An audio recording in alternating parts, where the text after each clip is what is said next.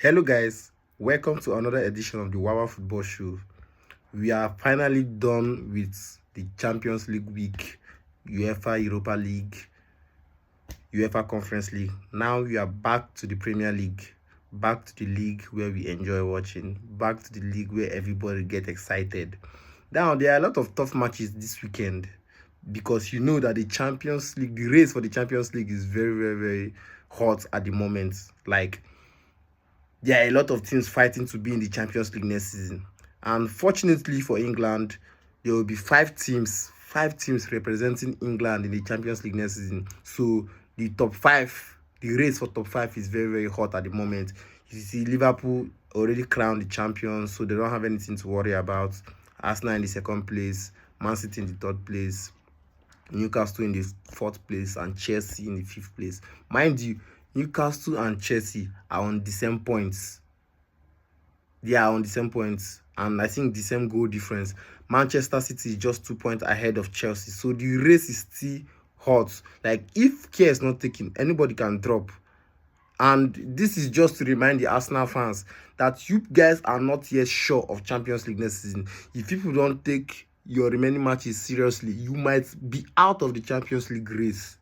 So just to let you guys know how intense the race for the Champions League is at the moment. You know, tomorrow will be filled with lots of matches in the Premier League. You see Manchester City playing against Southampton. I think that's going to be an easy win for Man City, honestly, because Southampton have already been relegated. They have been very bad this season, like very poor this season. So I don't see Southampton winning Man City. It's a straight win for Man City tomorrow. We see Chelsea going against Newcastle. That's a very tough match. I'm expecting Chelsea to win that match, because if they don't win that match, they will be in big trouble. Like, big trouble.